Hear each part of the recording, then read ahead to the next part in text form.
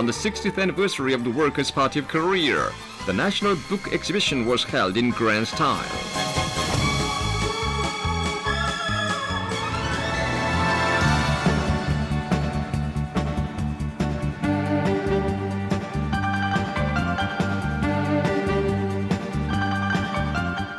The next stop on our tour of North Korean boredom and propaganda was the Great People's Library, which is this massive library that they're very, very excited about. And they make you walk the whole goddamn thing.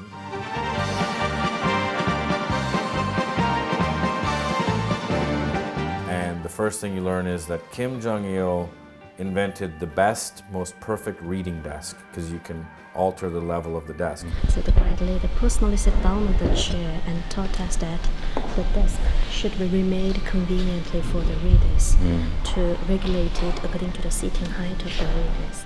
Kim Jong-il invented it, and it's the best desk ever. And you're like, okay, it's a table with like, you can move a level. It's like a simple table.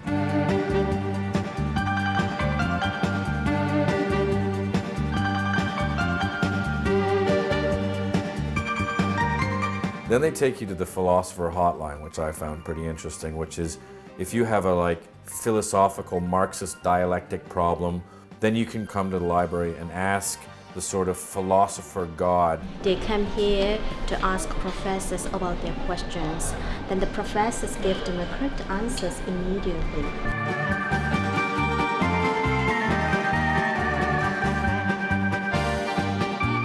So in this auditorium, we give lectures collectively and also held scientific seminars. So the persons with academic degrees or titles are taking part in the scientific seminars.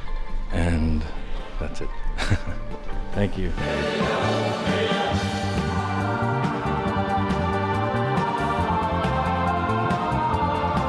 The other thing I found amazing is they're very proud of their modern music library. They've got the Beatles and they've got like, you know, Bob Dylan and stuff. But the music room was completely empty. And I started thinking about why they have this kind of place. It seemed to me that it was used for maybe upper echelons or party officials or guides or wannabe guards to learn idiomatic speech so that they'll understand what we say when we talk in vernacular. So you can sort of picture them with headphones on, listening, going, Abbey Road, I understand those bastards now.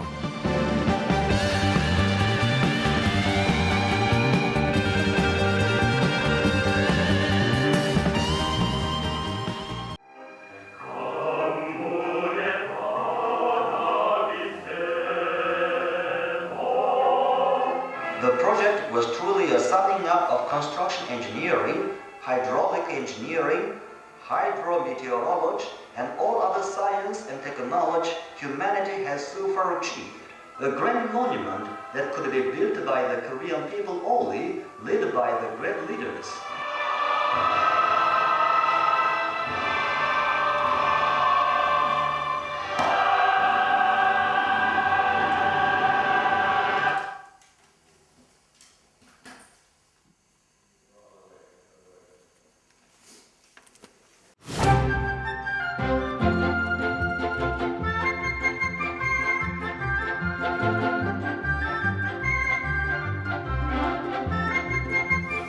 Not feeling that good today.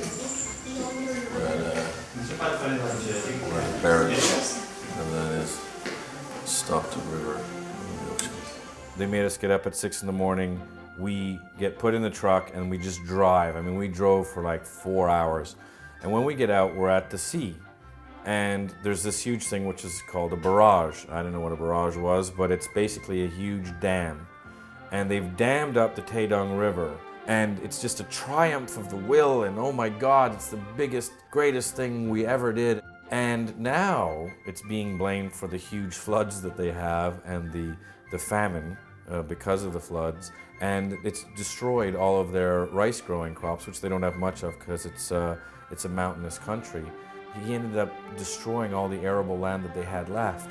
Shane, you should put a bit aside. You should look, yeah. You don't want him to stand in front of the great leader. I don't want him to block him. Block the shot. Okay. Okay.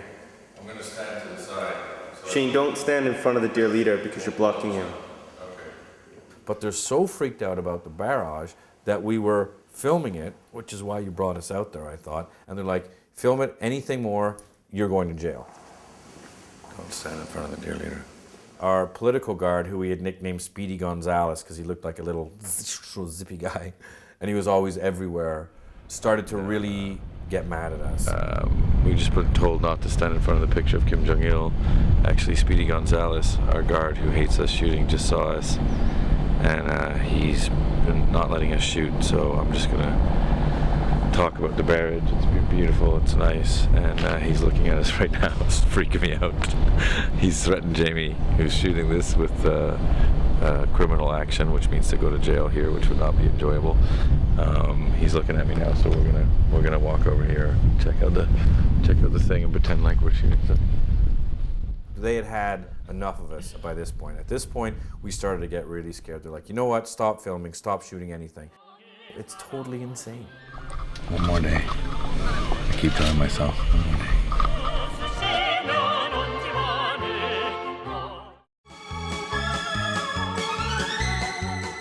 On the auspicious holiday, Kim Jong-il sent precious gifts to kindergartens, wishing the children to blossom their beautiful dreams, emotions, and talents from childhood.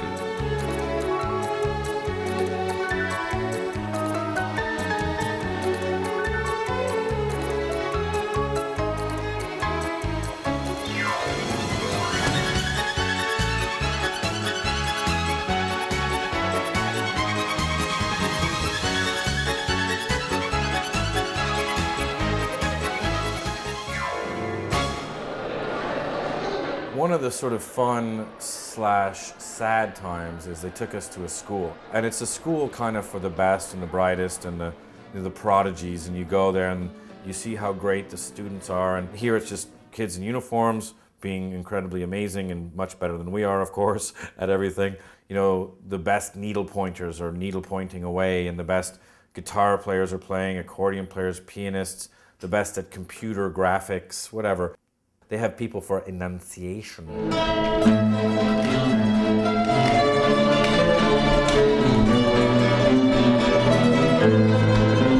There's one kid playing guitar. It's amazing. The guitar was bigger than him. And again, you're like, oh, these great kids and everything, but it's so sad and so scary because they've been picked out and sort of like, you will learn for the state.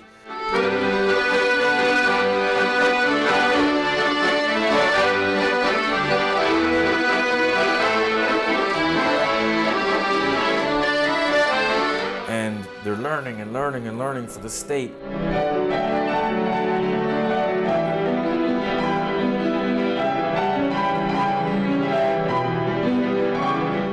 And then there's a show. We're going to an art performance now of the kids, and then we give the flower after the performance. After the performance, we give it to the kids.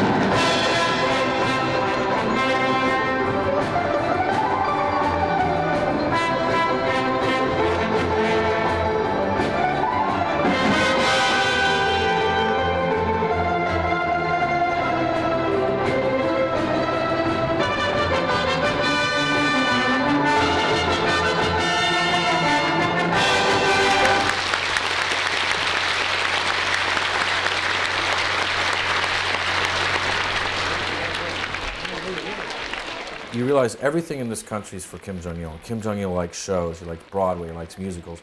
These kids are just press ganged into service for the state to provide shows for like the 2 tourists who are there at any given time. And this times a billion is what we were about to see with Arang Games.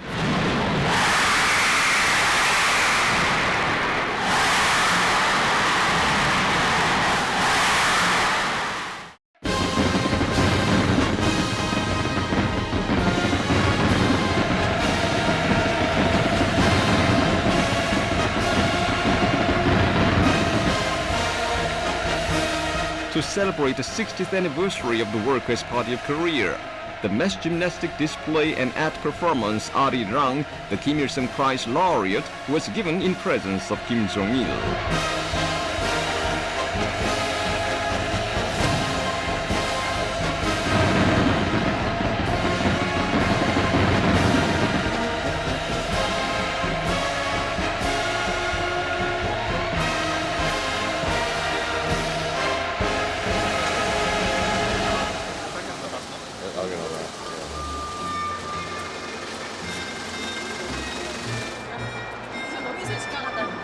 Got my ticket.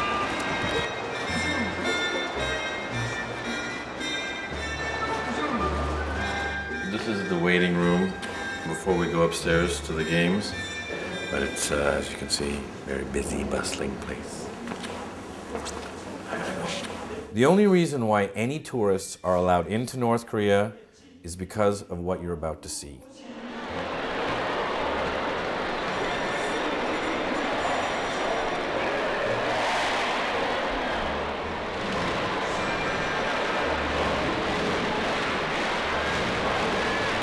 The Arang Games, or the famous mass gymnastics, are 120,000 people who work for about 2 years to do this incredibly elaborate, choreographed, sort of Andrew Lloyd Webber extravaganza, but on acid.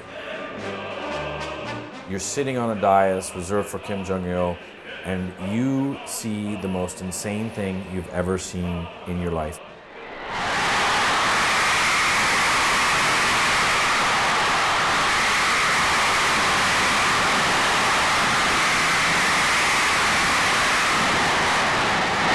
It's the history of the Korean Revolution as portrayed by 120,000 people doing a simultaneous pantomime.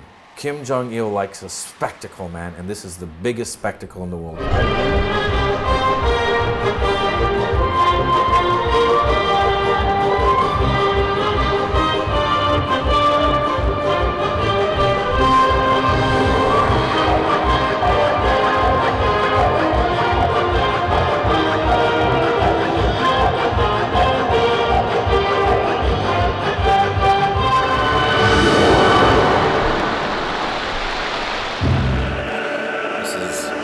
Weirdest thing I've ever seen.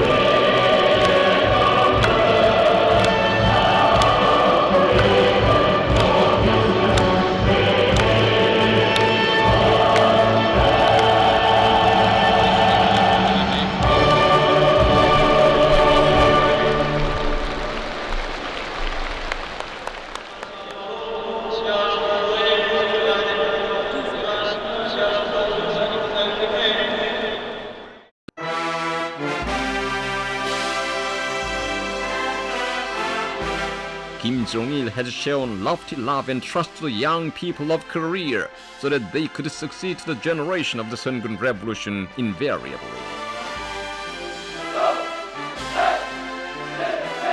The grand torchlight parade of young vanguards began with the flag of the Kim Il-sung Socialist Youth League decorated with the image of President Kim Il-sung in the van.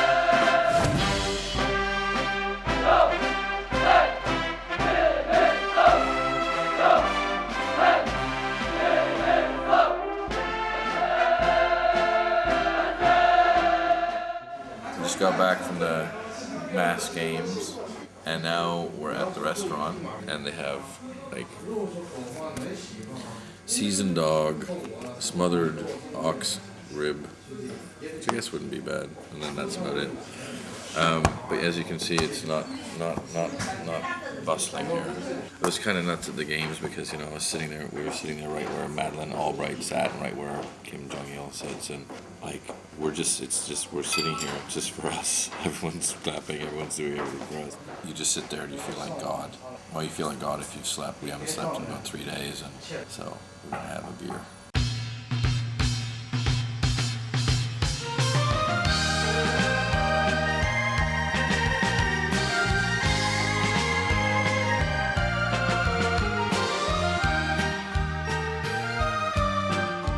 It was our last night, so we went out for our last night karaoke fest, as you do.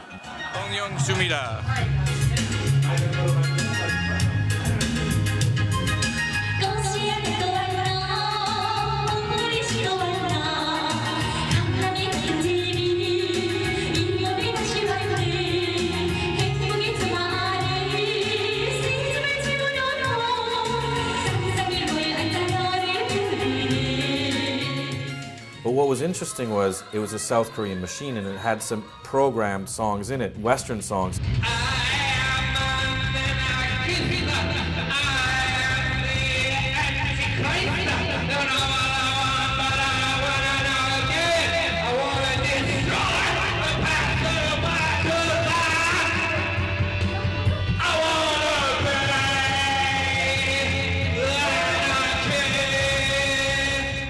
At first they thought, oh, he's just drunk, making a mockery of a military song. And they didn't know how to deal with it, the women didn't know how to deal with it, and it was just like, what's happening? They have no cultural references whatsoever.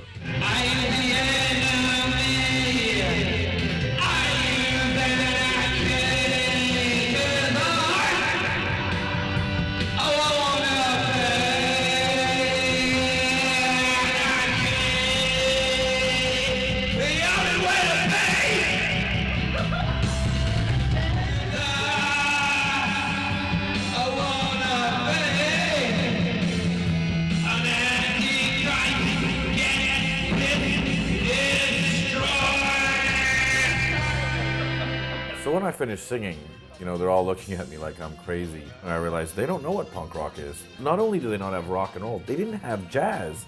They didn't have fucking blues. They never had any of this shit. There are no cultural similarities whatsoever.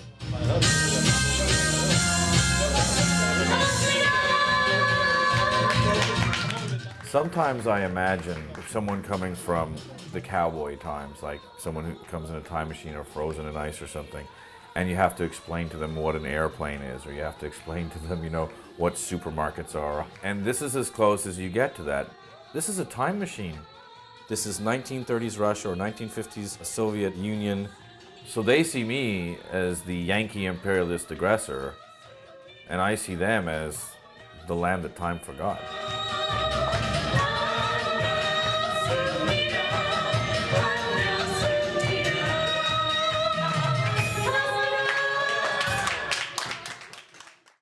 By the great leader Kim Jong-il for the cause of modeling the entire army on the Juche idea were displayed at the Korean Revolution Museum.